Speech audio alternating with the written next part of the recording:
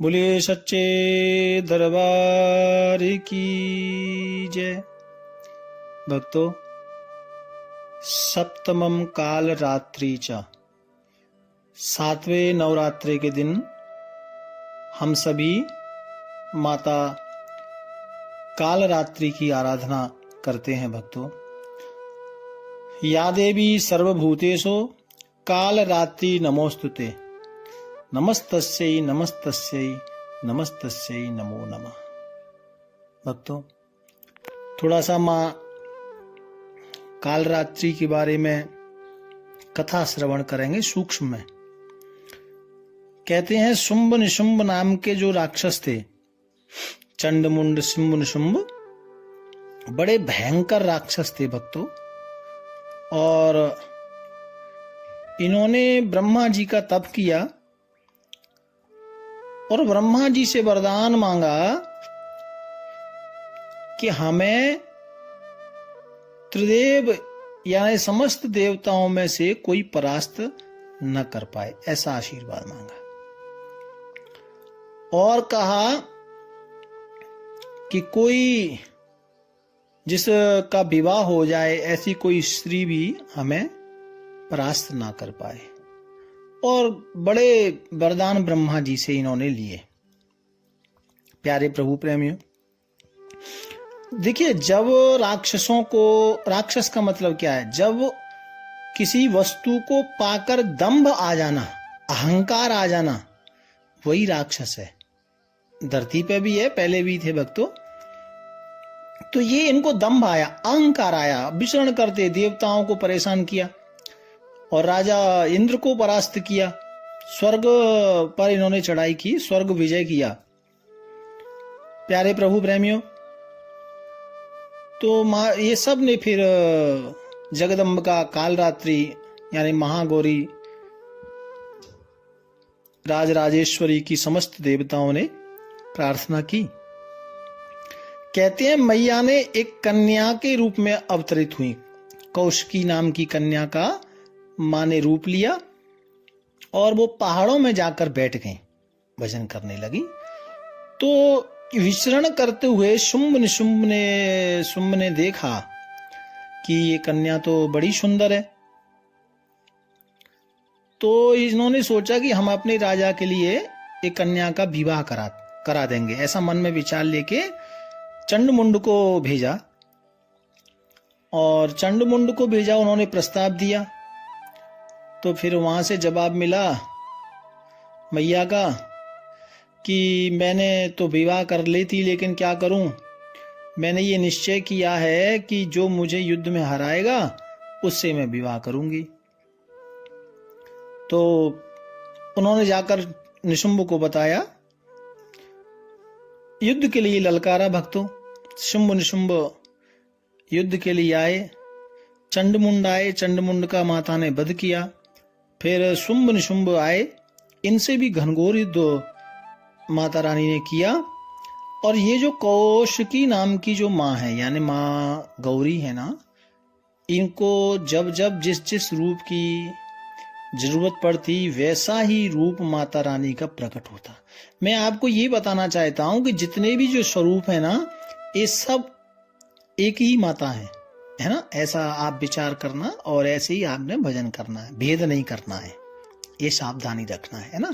कई बार हमारे मन में होता है ना कि नैना देवी बड़ी है, कोई कहता है ज्वाला देवी बड़ी है। ऐसा नहीं है, ये सब माँ के एक ही रूप है। लेकिन जब जिस रूप की माता को जरूरत पड़ती वैसा ही रूप प्रकट हो जाता। तो भक्तों, अनेक प्रकार के यहाँ शुंभ को मारने के लिए निशुंभ को अष्टभुजा, कभी सिंहवानी, कभी कैसा कैसा रूप माता ने लेती रही। लेकिन इनके मध्य में एक इनका और दैत्य आया, उसका नाम था रक्त बीज। अरे रक्त बीज का मतलब यह है भक्तों कि इसका जितना रक्त गिरता ना, वैसा ही दूसरा राक्षस, जैसा वो था वैसा ही राक्षस दूसरा प्रकट हो जाता, महाभयंकर। तो माता रानी जब युद्ध लड़ रही थी और उस रक्त बीज को ऐसे काटती मारती, तो फिर उस जैसे और अनेक प्रकट हो जाते। तब माता काल रात्रि प्रकट हुई। माता की इच्छा शक्ति से माँ काल रात्रि कहें या माता काली कहें, और बड़ा भयंकर रूप लेकर के भगवतों एकदम कैसा था, ये गले में जो माला थी ना बिजली की तरह चमकती, यानी बिजली की माला, हाँ बिजली जैसी चमकदार माला पहनी थी, दांत चमक रहे थे, बाल बड़े बिखरे बिखरे थे भक्तों, जीभ निकली हुई थी, आंखें लाल थी, बड़ा भयंकर माँ काली, जिन्हें काल रात्रि कहते हैं हम, वो माता काल रात्रि प्रकट हुई और बड़ा भयंकर युद्ध हुआ भक्तों। तो जब युद्ध हुआ और माँ का फिर आदेश मिला कि माँ काल रात्रि तो इसलिए हुई है, तो जब रक्त बीज ने सोचा कि ये मेरा क्या करेंगी और वो युद्ध लड़ने लगी, तो एक दो बार तो वो रक्त गिरा, ऐसे प्रकट हुए। फिर माँ काल रात्रि ने अपनी जो भी रक्त गिरता ना, वो अपनी जिह्वा को इतना बड़ा कर लिया कि वो सब राक्षस जीव पर प्रकट होते, माता रानी सबको अंदर समेटती चली जाती, सब खत्म करती चली जाती। ये माँ काल रात्रि की छोटी सी कथा है। काल रात्रि को हम माता काली भी कहते हैं, है ना, बड़ा भयंकर रूप है। लेकिन भक्तों ये भयंकर रूप जो है ना, ये दुष्टों के लिए है, सवारी गधा की है, और लेकिन भक्तों के लिए तो माँ शुभंकरी, एक माँ का नाम है शुभंकरी, मतलब कल्याण करने वाली माँ है भक्तों के लिए। अच्छा, मैं आपको अब बताऊं इनकी पूजा कैसे करनी है।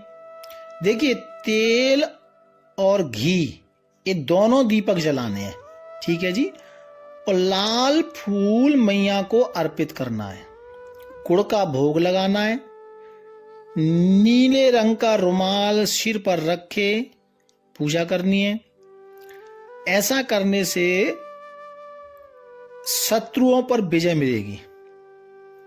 और ये शनि ग्रह से संबंध रखती हैं, तो इसके लिए बिजनेस में कोई दिक्कत आ रही हो, है ना, कोर्ट कचहरी का कोई केस चल रहा हो, उससे मुक्ति प्राप्त करने के लिए जी, और किसी भी तरह का कोई दुश्मन आपका, किसी दुश्मन से आप परेशान हो, ये सब व्याधि के लिए आपने माँ काली की उपासना करनी है। या कोई ऊपरी बाधा हो, जैसे किसी को लगता है ना कि साडे घर में कोई ऊपरी बाधा है, कोई भूत प्रेत पिशाच है, किसी ने कुछ कर दिया है ना, ऐसा कोई मन में डर हो, भय हो, तो माँ काली की पूजा अवश्य करें भक्तों। और माँ काली को नींबू अवश्य भेंट करें, ठीक है जी। और हो सके तो संध्या बेला, यदि शाम को 5 बजे, 6 बजे, 7 बजे गोधूली बेला में एक नींबू माँ को भेंट करें, और एक नींबू अपने सिर के ऊपर से उबार के